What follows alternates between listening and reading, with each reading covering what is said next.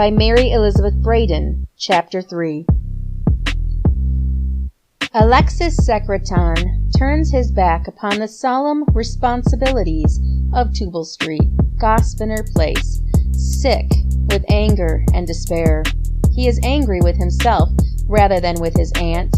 He loathes himself for having invited such humiliation. I ought to have known her better, he muses, a woman who gives showy dinners and cheap wines, and talks of her friend the Duchess of Land's End, or the Countess of Johnny O'Groat, a woman whose name appears in the subscription list of all the orthodox charities, just under the nobility, and who never keeps a servant 6 months. And yet she is my mother's sister, of the same race. My mother, whose nature was all kindness, and with whom to give was as natural as to breathe. He stands at Hyde Park Corner, indifferent to the east wind and the falling snow, fine, small snowflakes that lie unmelted where they fall. Now, which way shall I turn myself in search of a friendly soul, he asks. He turns southwestward, perhaps to escape that biting easterly blast, and walks toward Brompton listlessly, hopelessly, walking fast to keep himself warm, but with no settled purpose. Past the Bell and Horns Tavern, he stops and looks up at one of the houses in the high road, a house with a front garden, or railed enclosure which courtesy calls a garden, a snowy parallelogram in which flourishes 4 melancholy bushes like dwarfed cypresses in a graveyard. The house is neat and bright-looking, and a bill in the parlor window announces that apartments are to be let within.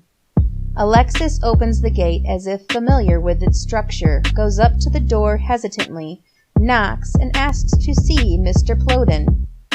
He is ushered forthwith into the back parlor, where a man of about his own age, pale and thoughtful-looking, sits by an indifferent fire painting a map. A pile of unpainted maps and battered old tin paint boxes and brushes lie on the table before him.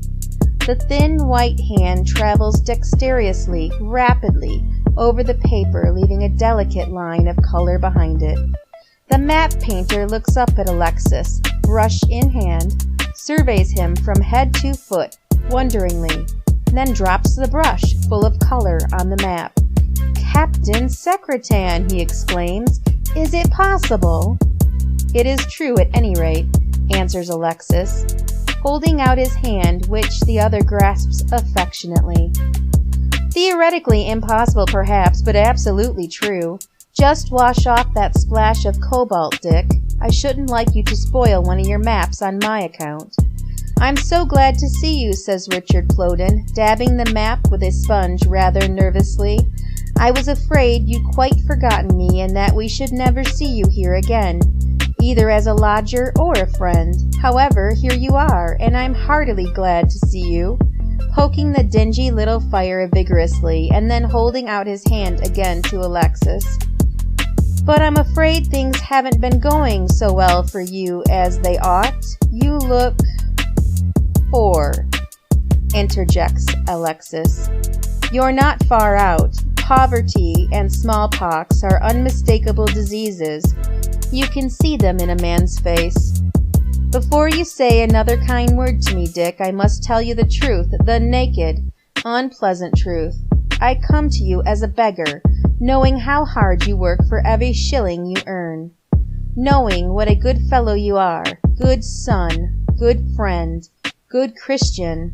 I am mean enough to come here and ask you to help me. The worthless drone appeals to the honest, independent bee." "So far as I can help you," replies Mr. Plowden, with undiminished kindliness, "I am at your service. You were a profitable lodger to my mother, and a kind friend to me.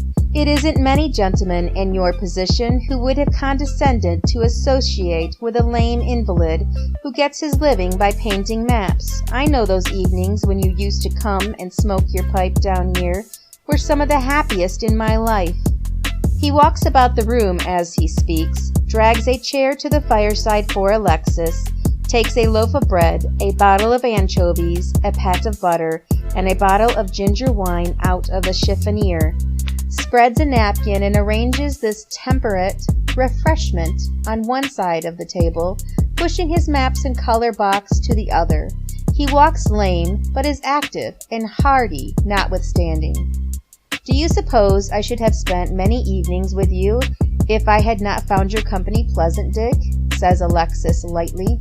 I found that you had read more and thought more than any fellow of my acquaintance, and it was refreshing to me to hear your ideas upon all manners of subjects.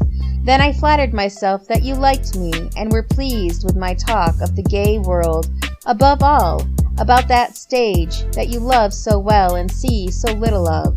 Do you remember how we used to discuss the actors of the day, Dick, and settle how Shakespeare ought to be interpreted? Do you think I can ever forget? Says Richard Plowden. I've not so many friends that I can afford to forget one who was first to tell me I had a mind. Do you know, Captain Secretan, that I've had the impertinence to write a book since then? Do peg into those anchovies, Captain, and don't mind cutting the knobs off the loaf. I like crumb as well as crust. A book, Dick? An essay on the genius of Shakespeare? Nothing quite so ambitious or so unlikely to sell.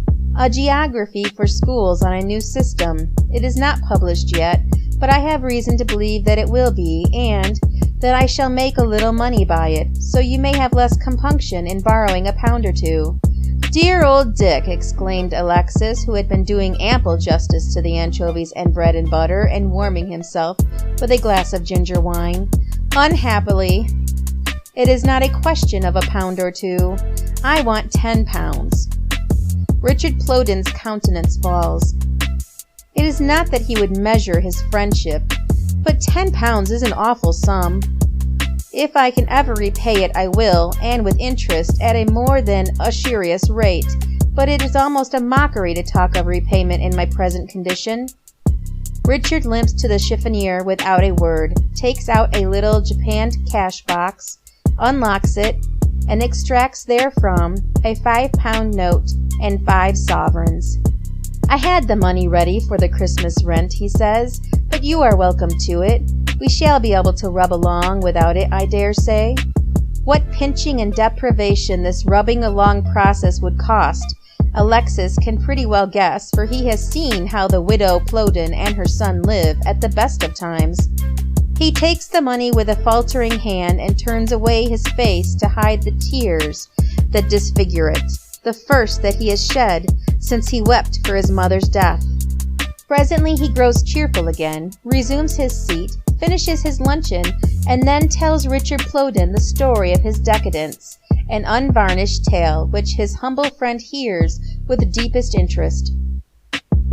If you could put me in the way of earning a few shillings a week by any kind of labor, however humble, you would be doing me a greater favor than you have done me this day, and yet, knowing your circumstances as I do, I feel as if you had given me 10 years of your life instead of 10 pounds. Richard Plowden promises he will turn the matter over in his mind and see what he can do, and so the two young men part as firm friends as in the days when Miss Plowden's first-floor lodger, the dashing young captain, was the object of her son's affectionate admiration, his ideal of all that is noble and splendid.